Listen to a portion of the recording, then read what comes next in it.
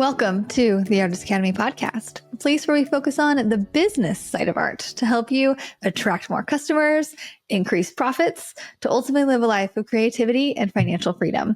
I'm your host, Andrea Earhart, and this week I have a guest on, which we haven't done a whole lot lately, but it's a really, really good one. Stephanie Gaffney does everything wedding painting, which is something that I have never done. So I had a ton of questions for her, and the way she answered it, and she just told me so many things that I didn't really think about when it comes to booking a client and really just getting into the emotion of their big day and what they're wanting to portray with this painting. And it's so different than, say, booking a mural customer and explaining to them the marketing benefits of this giant masterpiece. It's a whole different world. And Stephanie is going to explain it all to you in this very great interview. She is so thorough, and she's just like me. She's an open book. And I saw a lot of me in her. Like, we have a lot of similarities, but okay, we're going to get to it. Let me know what you think about this week's episode with wedding painter Stephanie Gaffney. All right, Stephanie, tell me all about wedding painting, because like I was telling you, I don't really know a whole lot about it. So I have a lot of questions for you. Oh, I can't wait to hear your questions. Wedding painting, live wedding painting is the coolest job for an artist in the world. It's very challenging because you are painting in front of an audience, in front of, like, at a wedding, at a private event. You can do, technically it's live painting, so you can paint on the street, you could paint at corporate events, it's whatever, but weddings it's like a very specific audience. It's a very specific niche. And so, yeah, it's live performance painting. You're typically painting something that the client has requested, like the first dance moment, like a specific moment in the setting. And then you can be creative with backgrounds and lighting and all this stuff. And or you can just paint simply what's in front of you happening organically.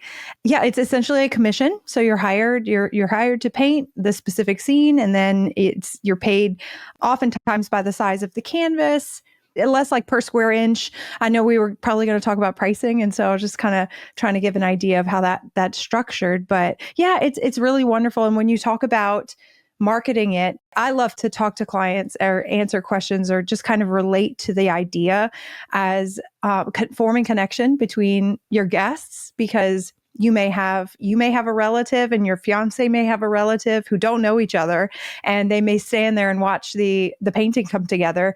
And then years down the road at like a baby shower or hanging out at the house, they can reconnect over that shared experience, which I think is really cool.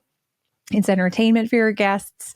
And then you, the couple, have this heirloom masterpiece to take home after the wedding. And there's not very many things that you do get to take home after the wedding other than your spouse, and that you can like look up at the wall and relive that moment and cherish. So I heard about it first in 2015. A friend of mine asked me to paint at her wedding. I didn't know it was a thing, like a thing to do or to be asked to do. And so at first I was like, no, that sounds terrifying. I don't want to do that. And then she was like, no, it's real. It's a thing. Go look it up. So I Googled it. And in 2015, there were a few people in the country who were promoting it as a service on their website. And I said, okay, I'll do something.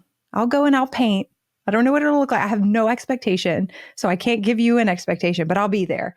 And then I kind of really fell in love with the idea and started marketing live painting as a service before I had even done my first one. And then it kind of just took off from there. Very cool. Okay, so if I was a bride and I was thinking, oh my gosh, I would love you to paint me at my wedding. So how am I first finding you? And then we can go through the process of how you book somebody. But how would I stumble upon you? That's a really good question. When I first got started, it was a new concept. So I had to do a lot of educating and a lot of, well, let me tell you about the whole experience and the potential of what you could have as a painting, things like that. Ever since 2021, we kind of went viral a little bit when everybody turned to selling online, when they were stuck at home and couldn't do anything else. And so the exposure of live painting as a service really blew up. And so nowadays, a lot of people find us online, on social media. Artists have really kind of embraced content creation, which is just a necessary evil. necessary thing you got to do when you're running a creative business. But, creating reels that are entertaining and time-lapse videos, we started being more intentional about recording the process and answering questions that way. And so it's more storytelling. It's more experiential, just watching it on social media. I've had a lot of fun with making reels on Instagram specifically. And then online on our websites, if you're located, like I'm located in New Orleans, Louisiana, and if somebody Googles live painting or live wedding painting, some sort of random search term, Google will suggest my website among others. And I've optimized my website really well for search. And so I will show up on the first page in all around the country and outside of the country. So that's doing very well. It's just kind of showing up where people are maybe looking for something like live painting. Okay. Do you pay for ads or anything, or is this just the longevity of your website and having good keywords and SEO? Yeah, right now it's SEO. I have run ads in the past. Usually ads are run when I'm, there's a timed thing like a launch or I'm upping my prices. And so I'm running not like a discount, but kind of a get it while it lasts kind of thing. So ads are really beneficial for time sensitive things and time sensitive promotions. But ever since 2018, I've been working with an SEO manager. Her name is Stephanie Morris, and she does social media management and search engine optimization. If you're interested, she loves to work with creatives. So I always plug her. I always tell everyone because she has put me on the first page of Google ever since 2018. So my website is optimized really well for search, and I've got a ton of content out there. So that it's taken time, it's taken working together with professionals in that world. Because I'm an artist, I'm not expected to be an expert in SEO or an expert in taxes or anything like that. And so I really love to lean into working with people who are smarter in areas that I'm not. And so, yeah. That's where we're at right now. Does she handle other parts of your social media or just the SEO? Or do you do all of your social media? Right now, I have a couple of accounts because I've got a couple of avenues in my business. I have my own account where it's B2C. So I'm selling to my own clients. And so I have my own audience for wedding clients and then clients for commission paintings, people who buy my original work, things like that. But I also teach artists how to be a live wedding painter. It's a very niche world, there's tons of resources out there. Andrea, you've got resources out there. There's tons of resources. And so I'm not trying to reinvent the wheel, but live wedding painting as a niche job is really specialized. And there's things that I've learned over the past decade that I only learned by experience and trial by fire. And so I'm trying to teach other artists. So I handle my Torah Grossa Fine Art is my brand. Okay. That's my maiden name. That's how I sign my work. And so Torah Grossa Fine Art is my personal account, and then my business, but is mine. And then I do have help with the online course account. And then now I have a podcast. And so I have help with the podcast account as well, because we, oh my gosh, cannot do it all ourselves. But Stephanie mainly helps me with a lot of technical dealings with my website. If there's a tech issue, if I want to grow, I just recently launched a new website. And so having her optimize that one as well, she's kind of handling the back end and the optimization of my websites, plural. And she helps more on the tech side. That's awesome. Okay. So say we're back to the, I'm a bride thing, and I find you and I reach out and say, I'd really love this. What's the first step? How much is this going to cost? What's the first thing you say to a customer? Well, the price is often a good question. I have written the content for my website, tells a story, and it kind of answers a lot of those questions. And so my website serves as most of the information you need. And so and so when you're getting started and it depends on where you are in your career and how new you are to the industry, and then also where you live and how new you are in the industry as a whole, the wedding industry, because there's, I've been working in the wedding industry for 10 years. And so word spreads with vendors. And then there's different tiers in terms of luxury weddings and above and below luxury, if you will. But there's an idea of pricing, I like to tell people the average cost to hire a live painter as of last year in the United States is around $2,600. Okay. And so that answers a question right out the gate. And a lot of other artists will tell you that as well. So you have an idea, you as a bride coming in with like nothing but questions, that gives you an idea of what it would cost. But the first thing I would want to talk to you about, or the first emotion, like the first connection that I want to make with you is, what you're excited about happening at your wedding could be captured in a beautiful way through a painting. So you're making that connection. It's less about a product that you're trying to sell and more about an experience that you could have and your guests could have, and then something that you could take away. It's very sentimental. It's very relation based. It's very connection based. And then when you have those kind of conversations, or when you answer those questions, like what moment are you the most excited about? The joyful running down the aisle exit after you exchange vows and do your first kiss? Is that kind of the energy that you're like looking forward to so much? Or have y'all been choreographing a waltz for your first dance and you just can't wait to have that kind of intimate moment with him? Like that is something that we could talk about. And then you as the bride, you kind of come up with this idea or this vision. And then we start talking about, well, how big would you want it to be? Where would you want to hang it? And so in return to your more kind of direct question, I ask you a lot of questions to where you can come up on your own with a vision of what you would actually really like, maybe not having anything to do with what I've shown in the past or what you thought it was before we started talking. And then by the time we even get to price, it's like all of this you can have, and this is what it costs. And then here's a payment plan. Because, hello, I know you're paying for a lot. I know you're planning your wedding. So let's break it down to where it's manageable.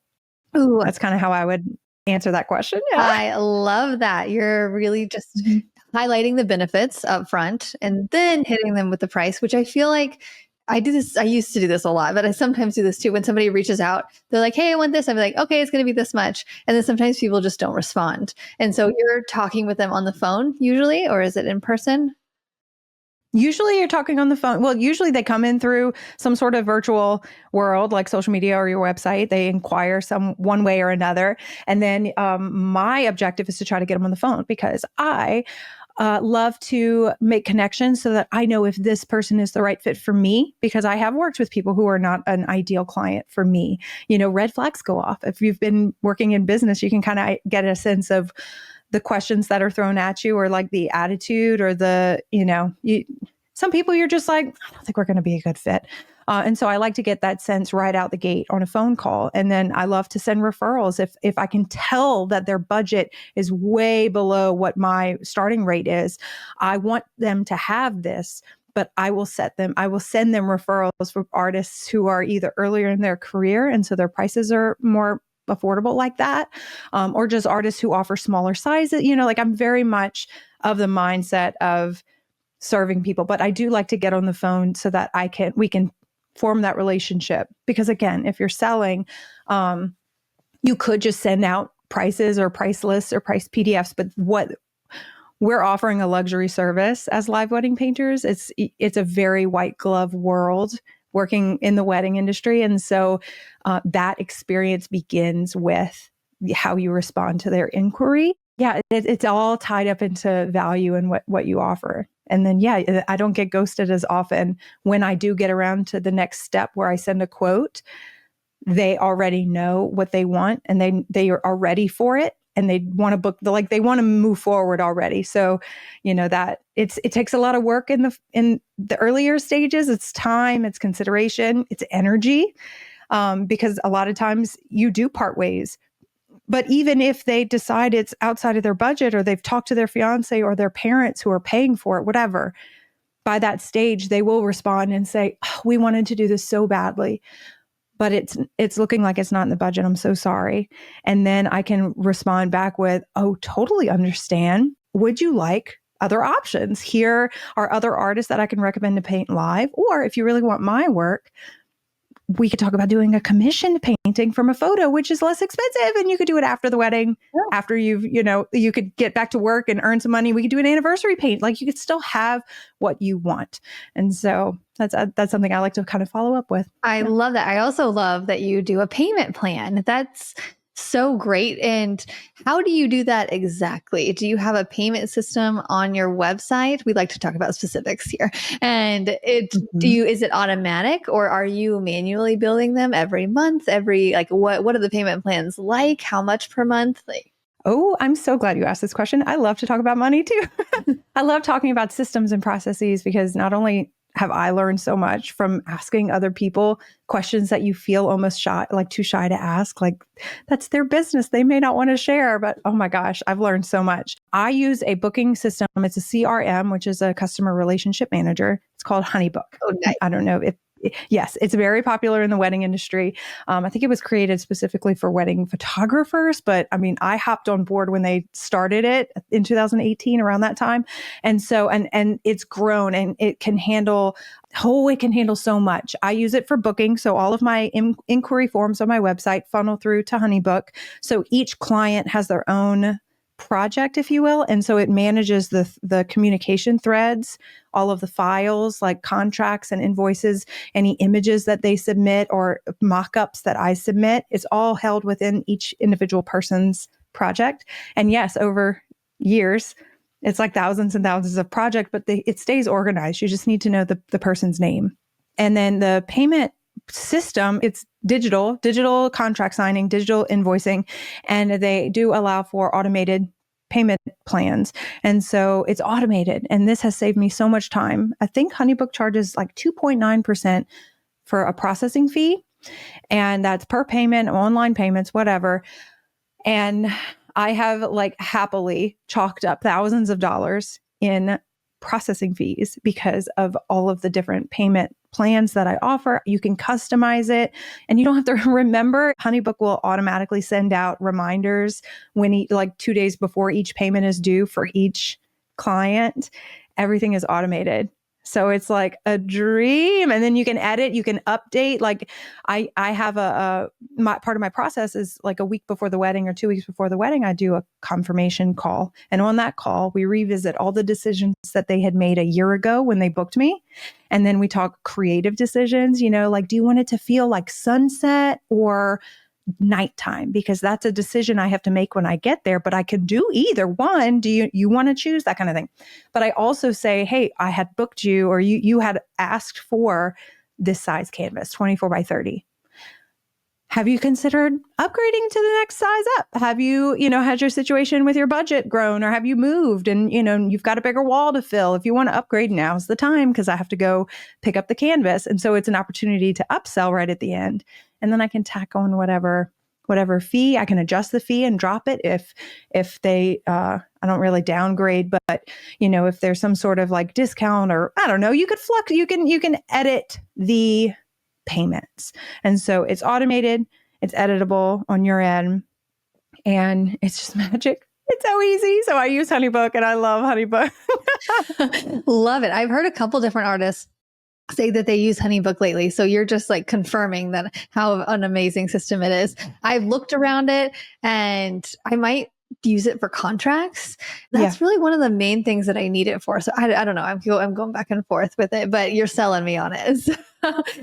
It's good for file. It's good for file sharing and file. It's honestly, when you have when you get into the hundreds of clients, whether it's past clients that you want to revisit and maybe like serve with, have you updated this? Have you moved and need a new mural in your new location or whatever?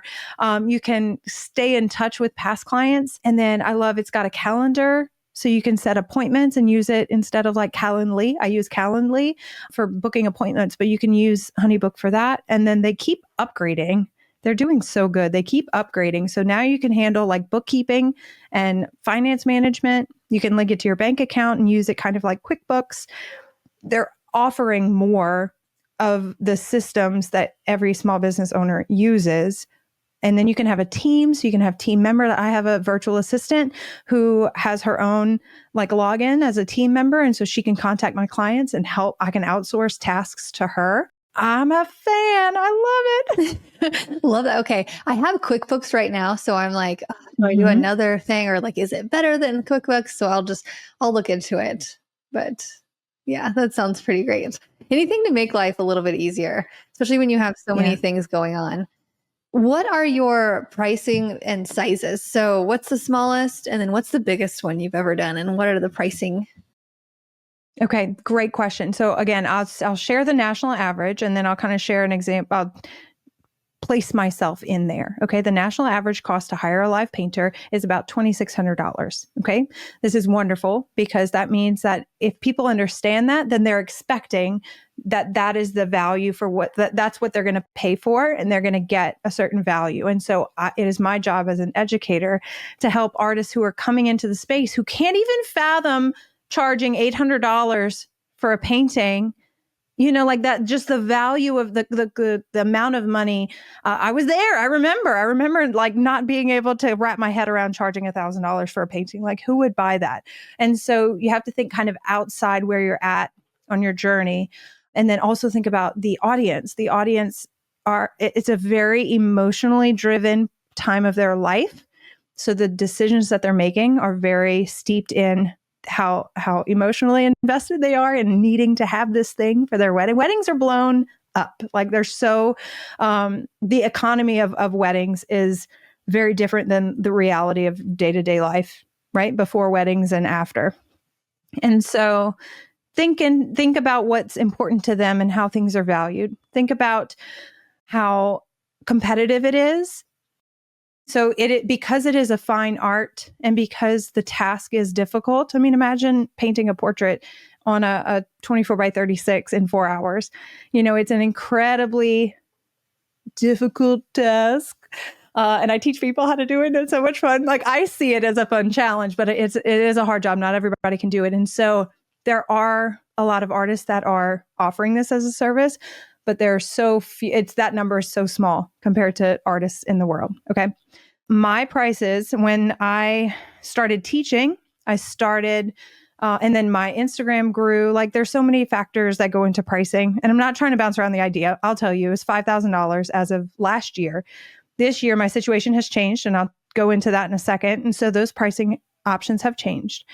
But, there's all of the things that go into pricing: exposure, demand, what you can pull. More famous, more well-known artists with more exposure and more popularity can charge more. Yeah. Just because that's how art works. And then, that's how demand works. And then if you are you have less availability, then you can charge more. So if you are overbooked, you can raise your rates because you're getting those inquiries. If you have an empty calendar, lower your rates, man. Book the jobs. Don't be picky. Book those jobs. I think we should get off of our high horses when we need to provide for our families. Like, that's how I feel. That's how I've done business. So I try not to let pride get into that. But I'm actually expecting my 4th child. Oh, wow. And my oldest is 5. So we have littles in the house. And so I'm a mom, and they're starting to get into soccer on Saturday mornings and dance and all this stuff. And so I want to be there. And so with everything, I'm going through a shift in my life, and I love to paint large. So to answer your size question, most artists will start at 18 by 24 inches and go up to whatever they're comfortable painting at. Usually 24 by 36 is rather large. This year I'm starting at 24 by 36 and going up to 48 by 60. Wow. The 48 by 60 is the largest I've done. Yes. And I finished that painting it felt finished. I'll send you a picture. Maybe you can pop it up on the screen. Yeah. But I did it live. I painted live for 7 hours and then worked on it for another day afterwards and put faces on all the guests. And then it was done. So, within 10 hours, I believe. And then that one I severely undercharged because I really wanted the job, but I think I charged $1,350 for that one, $13,500. Oh, wow. For that one. Yeah. So that one was the biggest. And if I were to do the job again today, it would start at 15 grand. Just because I know what it is. And I had to unstretch and restretch the canvas because it was up in Estes Park in Colorado. So I have an episode on my podcast, The Composed Artist. I'll share it with you so you can link to it. But I tell the whole story. I had to unstretch the canvas and box it up and ship it to the venue because it would not have fit. I'd had to rent a van to drive up 3 hours into the mountains and then drive back. Like, no way. So I had to unstretch it. And then when I got to the venue on wedding day, I had to stretch a canvas and then, unstretch. Yeah, it was a job. So I definitely will charge more for that size next time. But the most popular size that I offer now is 30 by 40. And I charge $8,000 for that one. Nice. Good for you. That's so awesome. But like $1,000 per hour. I think that's pretty great.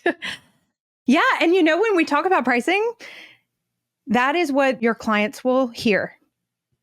But you do way more. My husband's a lawyer. And so I'm very familiar with the term non-billable hours. The time that you put in before leading up to the job, finishing the job in the studio, packaging, shipping, the costs that are incurred.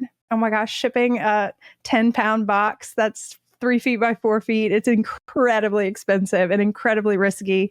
Those are all tacked into that price for me.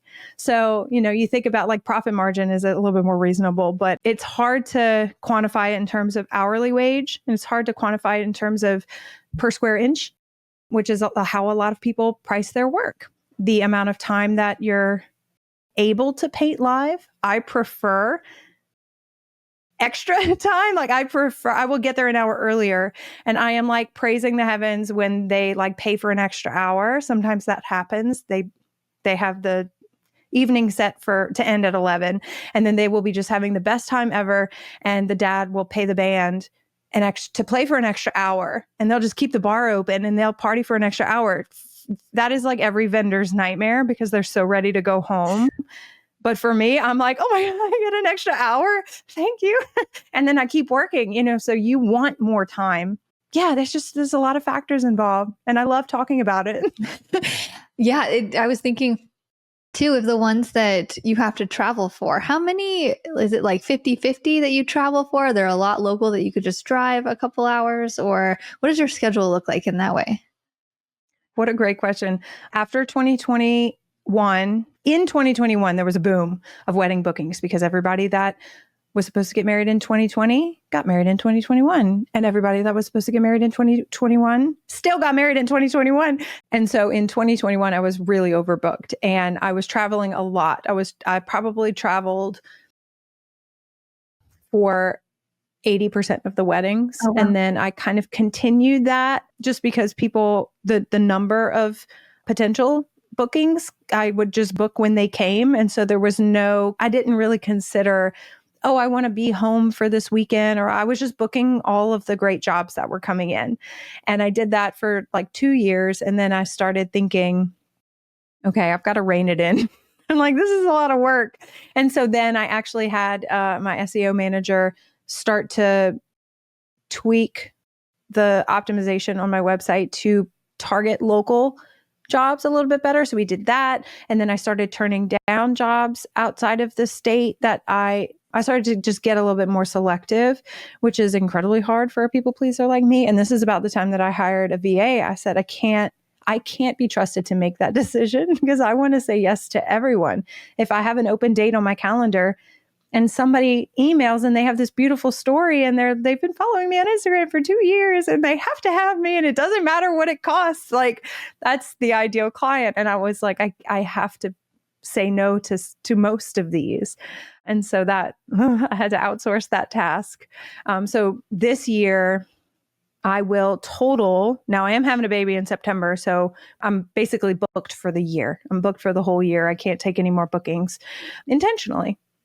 But I probably will have traveled like 5 times this year, whereas in the past, 5 out of 22. So I capped it at 22 weddings. Whereas in the past, out of 55 to 60 weddings, most of them were out of state, just because those people happened to come around first. And so if it was a local wedding, I probably did like, 8 or 10 local. It was less intentional and more like I was booking whatever job came in that I really wanted to do. Yeah. Yeah. I bet that would be so hard with littles. That's the That's the tough part I have is try like, because some of the really big mural jobs are not in Missouri. And I'm like, every time I get this, like, okay, I'm about to leave. Like, oh gosh, like, how is it for you? You almost have to, I mean, how long does it take you to do your murals? I know it depends on the design and the size of the job, I'm sure. But what kind of time are you budgeting for these jobs? I'm sorry to throw that question at No, you. you're good. I don't mind. It just depends. Usually I'll have a travel day where I travel really early in the morning. And so that I can work the full day that I'm there, just like mom sacrifices. And then I'll probably finish in a couple days. It doesn't take that long, probably maybe 3 days of painting and then a travel day back. So like I try to do Monday through Friday at the most. Yeah, you almost have to make it like a tour schedule. Like I'm hitting up New York. Let's get 3 jobs and that way it'll be worth it. And you get discounted travel rates. Woohoo. I don't know. I'm just thinking like that would be really challenging. For me, I typically will fly out the morning of the wedding, which is risky, but also if I fly out, if it's a day wedding, I have to fly out the night before. Yeah. But if I fly out the night before on a Friday night, then I can't work. I can't take a job on Friday. And a lot of times I'm working Friday and Saturday in different states. And so that's just a whole other level of drama and stress, but it's worth it because I love the job. And, it's fine. It is a lot of work. It's exhausting. And then I get out, like you said, mom sacrifices. I wake up at 3:30, get to the airport, fly back, and I'm home before church on Sunday. Like you do what you have to do. You try, right? Every location is different. Like Houston is a 50-minute flight. That's like right there. But California, I could never. That's a 7-hour fly day because of the time change. It's just ridiculous. So, you got to think about those things. But when you love the work, and then it gives my husband an opportunity and an excuse to spend one-on-one time with his kids. So it's been a blessing for him to be forced to be the primary parent on those weekends. And it's great because he knows his girl. We have 3 daughters right now, and he knows his girls. And so, it kind of, he's a workaholic. Like he needs to work a lot. I could never be a lawyer. Oh my gosh, they work so much. Yeah. But it really gives him, for our family, every family, I think every couple is unique and different. And I think you need to lean into your uniqueness and what makes it work for you. And for us, we both run our own companies. We both are similarly driven and it's fun. Like I love what I do and he loves what he does.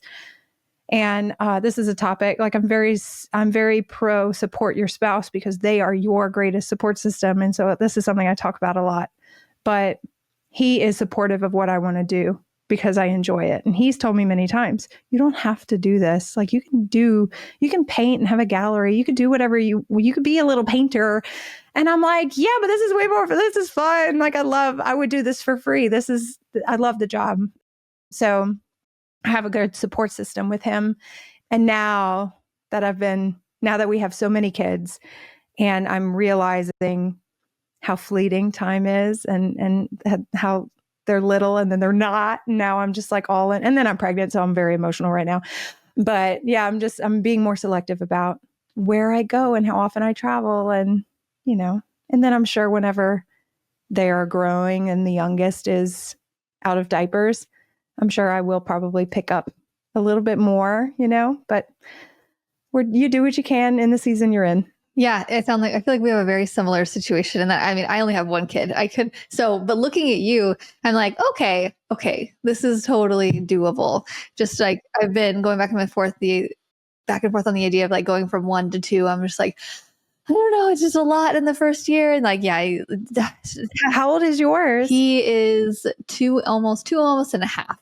So, and he's a handful. He's a boy and he is a wild boy. So we've waited a little bit, but I'm like, I feel like we're going to have a calm girl next time. And like, but it's really inspiring to hear. And you're so right. I'm so glad we touched on this, and having a really supportive partner matters so much. My husband sells insurance, and so his schedule is very flexible, and we just had a mural meetup in Barcelona, and he was able to bring my son out for the last part of it. And my son is way better for him than he is for me. And he is wild. They all are. Yeah, yes. good. Yeah. They're so hard for mom. Yeah. He was like, okay, I'm going to travel by myself. I'm like, you'll be fine. He's an angel for you. And on the way back, he's just like, no.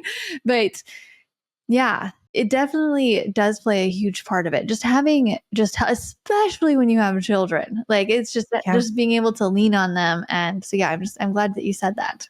Yeah. And that's any support system. I have students and friends who are single moms, and they're like, how do you do it all? I'm like, oh, well, I certainly don't. I certainly don't claim to do it all. Like I lean on my support systems, because this job, being an artist, it's something you're born with. It's a gift from God. Like it's so inherent and innate that you can't ignore it, and it's fulfilling. And so you're by nurturing this and getting it to where it's profitable and you can support your family, you're setting such a good example for your kids. And then if you're able to do this, then balance well. Balance is impossible. We know that.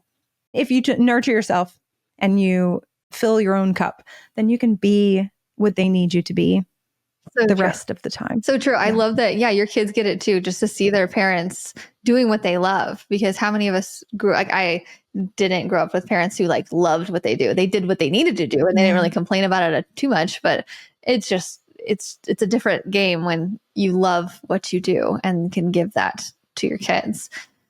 So you teach people how to paint weddings, which I think is a very niche. And I think that's the best way to go about it, especially nowadays, is just niching down to your exact thing and teaching that exact thing. I feel like when I started the academy, it was so broad.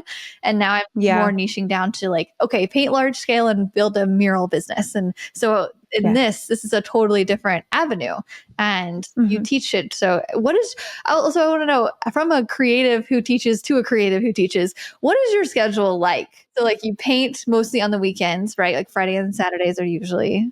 And so what are your Monday, Tuesday, Wednesdays like?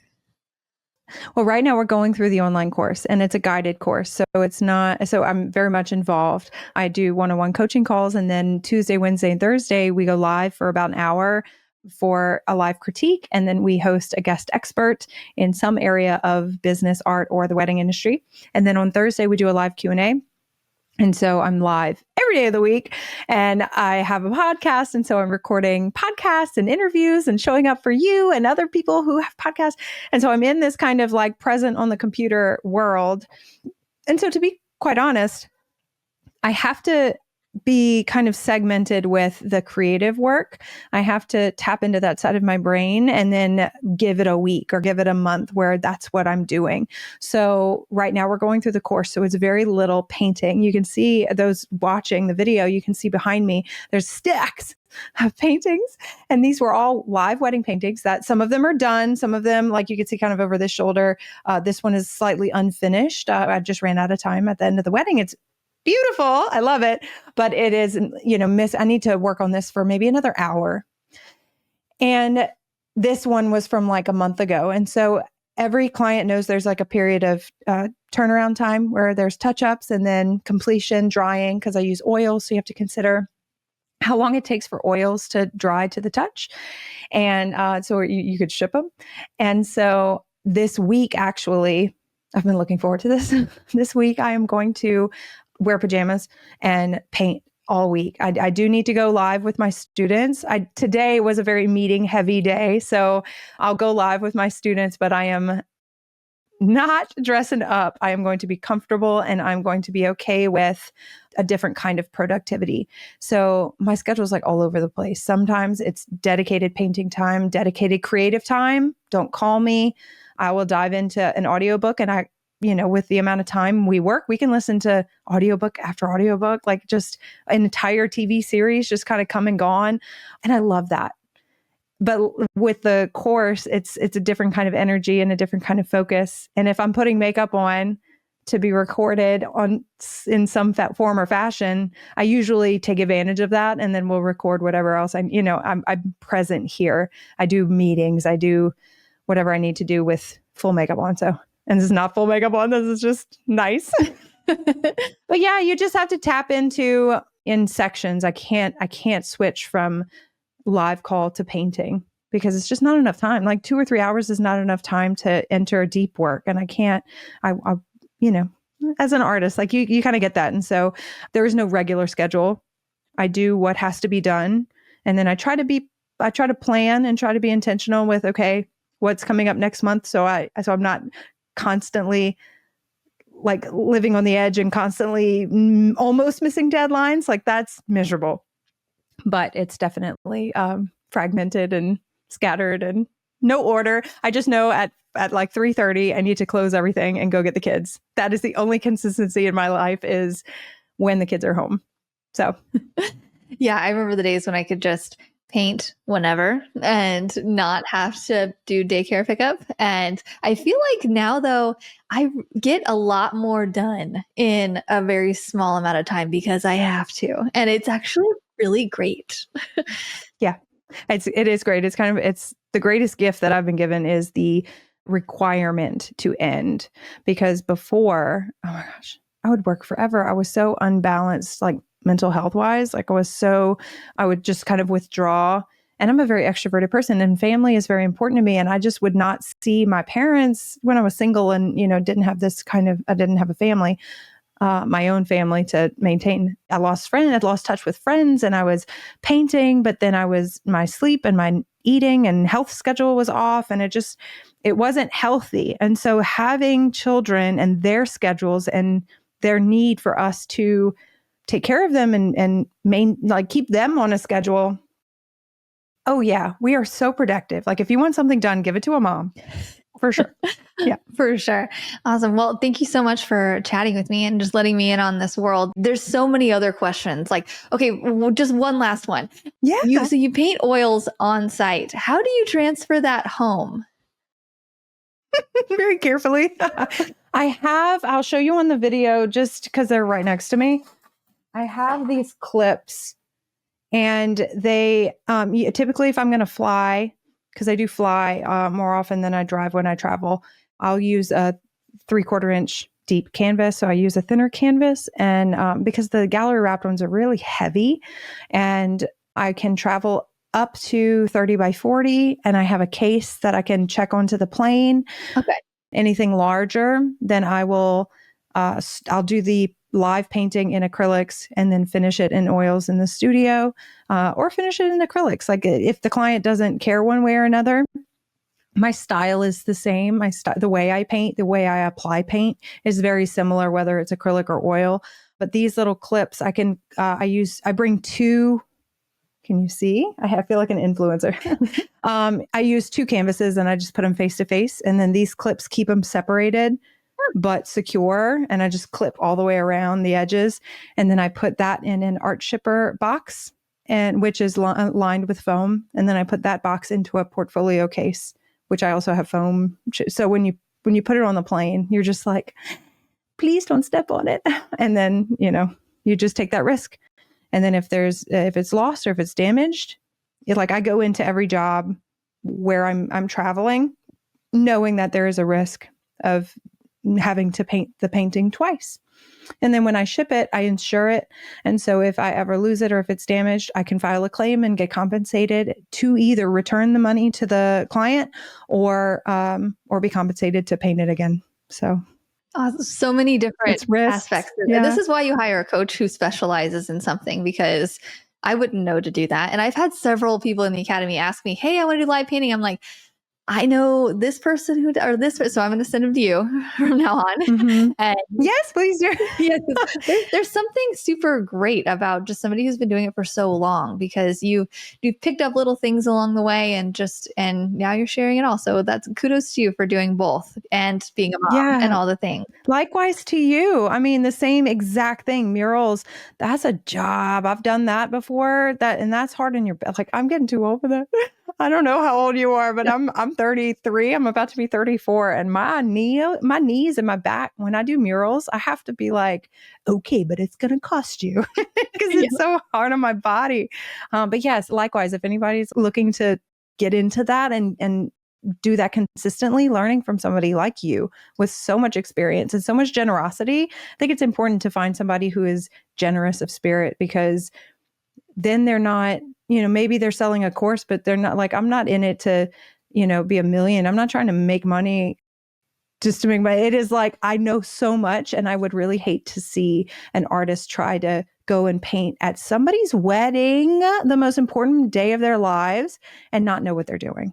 Yep. Like, let me just show you how to do it, Yeah. That's how I feel. And create a really great experience for your customers. It's not just helping artists, it's helping other people have really good experiences at really good times, like their wedding. But yeah. Mm-hmm. Okay. Thank you so much. And then where can people go to see your art and everything? Where should people go next?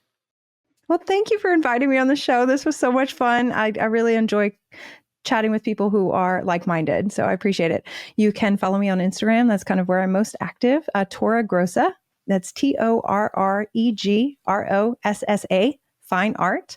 My website is also torahgrossafineart.com. That is my website for that shows off all of my wedding paintings. And so if you're interested in hiring me, go to that one. Or you can visit me, my coaching website, which is Stephanie Gaffney. That's StephanieGaffney.com. And that's also where my online course, The Wedding Painter's Blueprint, that's where that one lives. So you can learn more about that.